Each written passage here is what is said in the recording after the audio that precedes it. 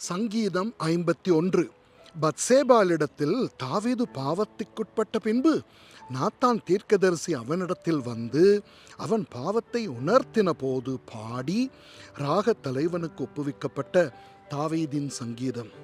தேவனே, உமது கிருபையின்படி எனக்கு இரங்கும். உமது மிகுந்த இரக்கங்களின்படி என் மீறுதல்கள் நீங்க என்னை சுத்திகரியும். என் அக்கிரமம் நீங்க என்னை முற்றிலும் கழுவி என் பாவம் அற என்னை சுத்திகரியும். என் மீறுதல்களை நான் அறிந்திருக்கிறேன். என் பாவம் எப்பொழுதும் எனக்கு முன்பாக நிற்கிறது. தேவரீர் ஒருவருக்கே விரோதமாக நான் பாவம் செய்து உமது கண்களுக்கு முன்பாக பொல்லாங்கானதை நடப்பித்தேன். நீர் பேசும் போது உம்முடைய நீதி விளங்கவும், நீர் நியாயம் தீர்க்கும் போது உம்முடைய பரிசுத்தம் விளங்கவும் இதை அறிக்கையிடுகிறேன். இதோ, நான் துர்க்குணத்தில் உருவானேன். என் தாய் என்னை பாவத்தில் கற்பந்தரித்தாள். இதோ, உள்ளத்தில் உண்மை இருக்க விரும்புகிறீர்.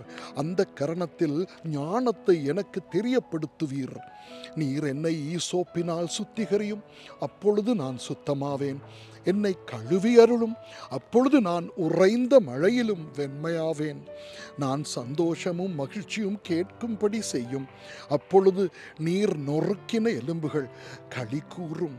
என் பாவங்களை பாராதபடிக்கு நீர் உமது முகத்தை மறைத்து என் அக்கிரமங்களை எல்லாம் நீக்கி அருளும். தேவனே, சுத்த இருதயத்தை என்னிலே சிருஷ்டியும், நிலைவரமான ஆவியை என் உள்ளத்திலே புதுப்பியும். உமது சமூகத்தை விட்டு என்னை தள்ளாமலும் உமது பரிசுத்த ஆவியை என்னிடத்திலிருந்து எடுத்துக்கொள்ளாமலும் இரும். உமது இரட்சண்யத்தின் சந்தோஷத்தை திரும்பவும் எனக்கு தந்து உற்சாகமான ஆவி என்னை தாங்கும்படி செய்யும். அப்பொழுது பாதகருக்கு உமது வழியை உபதேசிப்பேன்.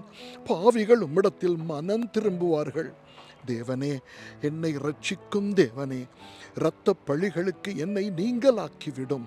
அப்பொழுது என் நாவு உம்முடைய நீதியை கம்பீரமாய் பாடும். ஆண்டவரே, என் உதடுகளை திறந்தருளும், அப்பொழுது என் வாய் உம்முடைய புகழை அறிவிக்கும். பலியை நீர் விரும்புகிறதில்லை, விரும்பினால் செலுத்துவேன். தகன பலியும் உமக்கு பிரியமானது அல்ல. தேவனு கேட்கும் பலிகள் நொறுங்குண்ட ஆவிதான். தேவனே, நொறுங்குண்டதும் நறுங்குண்டதுமான இருதயத்தை நீர் புறக்கணீர். சீயோனுக்கு உமது பிரியத்தின்படி நன்மை செய்யும். எருசலேமின் மதில்களை கட்டுவீராக. அப்பொழுது தகன பலியும் சர்வாங்க தகன பலியுமாகிய நீதியின் பலிகளில் பிரியப்படுவீர். அப்பொழுது உமது பீடத்தின் மேல் காளைகளை பலியிடுவார்கள். ஆமென்.